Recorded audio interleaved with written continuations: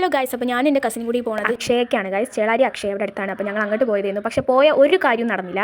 അപ്പോൾ ഞങ്ങൾ അതേപോലെ അവിടെയുള്ള ഒരു കൂൾബാറിൽ കയറിയിട്ട് ഞങ്ങളൊരു സാൻഡ്വിച്ചും ലൈമൊക്കെ ആയിട്ട് അങ്ങനെ തട്ടി ഞങ്ങളിങ്ങനെ കഴിച്ചുകൊണ്ടിരിക്കുകയാണ്. പക്ഷേ ഞങ്ങൾ പോയ കാര്യം നടന്നില്ലല്ലോ, വെറുതെ വന്നല്ലോ എന്നുള്ളൊരു സങ്കടം ഞങ്ങളെ മുഖത്ത് വലുതായിട്ടില്ലെങ്കിലും ഞങ്ങൾ ആ വിഷമമാണ് ഗൈസ് സാൻഡ്വിച്ചിലൂടെ തീർക്കുന്നത്. അപ്പോൾ അതൊക്കെ കഴിഞ്ഞ് ഞങ്ങളെ ഒറ്റ മൈൻഡ് തോന്നിയ ബുദ്ധിയാണ് ചേളാരിയിൽ നിന്ന് ഇവിടെ പാലക്കിൽ വരെ ഞങ്ങളുടെ വീട് വരെ നടക്കുക എന്നുള്ളൊരു ബുദ്ധി. അപ്പോൾ അതിൻ്റെ ഇടയ്ക്ക് കൂടെയുള്ള കുരുപ്പിൻ്റെ ഫ്രണ്ടിൻ്റെ വീട് ഇവിടെ അടുത്താണെന്ന് പറഞ്ഞപ്പോൾ ഞങ്ങൾ അങ്ങോട്ട് നടത്താൻ തുടങ്ങി. അപ്പോൾ കുറേ കാലത്തിന് ശേഷം അവളുടെ ഫ്രണ്ടിനെ കാണാൻ പോകുന്ന ഒരു എക്സൈറ്റ്മെൻറ്റാണ് ഇപ്പോൾ നിങ്ങൾ അവളുടെ മുഖത്ത് കാണുന്നത്.